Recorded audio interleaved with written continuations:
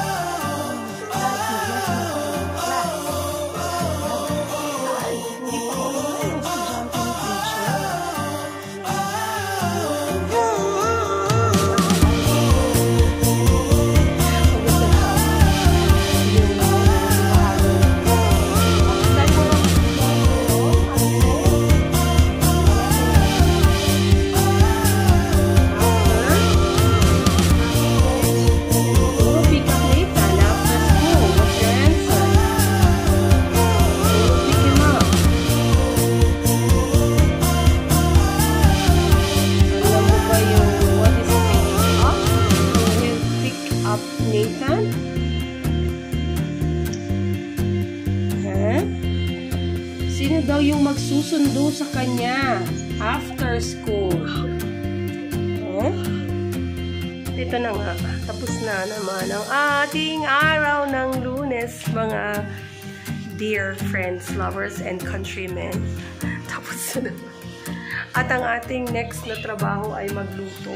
Yan. Ang aking sinampay, nakita niyo doon sa labas? Sinampay pa din. Kahit gabi may sinampay pa. Mamaya tatanggalin ko na po yan. Kasi tapos na tayong patuyo. Pero basa pa rin yung iba dyan. Madilim. Kaya kailangan buksan natin ang ilaw. Yan. Hello. Pagod na tayo. Madumi na yung ating mata. Ayan. Magluto tayo ng adobo. Kasi tapos na yung klase ko. So, nagluluto po ako ng adobo. Tignan yung aking adobo. This is my adobo. Adobo. Nom-nom adobo. Nom-nom adobo. Ayan. So, patay mo yung ilaw doon na. Ayan. Yan. Tapos na po ang klase. Yan. Tapos na yung kunya-kunyarian nating attire. May mag-busy. Anyway, thank you very much, everybody. Sabi ko sa'yo, Monday is a busy day for me din kasi naglinis ako kanina sa labas. Walang naglinis, diba? So, walis ako dyan. So, bukas, maglalakad pa rin ako. Magpapainit po ulit ako. Samahan nyo ako. Salamat sa pagsama. Salamat sa inyo. Sa mga nag-subscribe na bago, Diyos ko, salamat. Dadami na ako, mga ka-500 subscribers na ako. Konti pa, mga 80 pa. Ayan. And thank you very much again, people. Thank you very much sa inyong pagtangkilik. Ano may kwento ko? Watch out din sa akin sa TikTok. Nasa TikTok po ako. So if you wanna buy something from my product na ina-affiliate sa TikTok, nandun po ako TikTok. Thank you, everybody. Have a good day.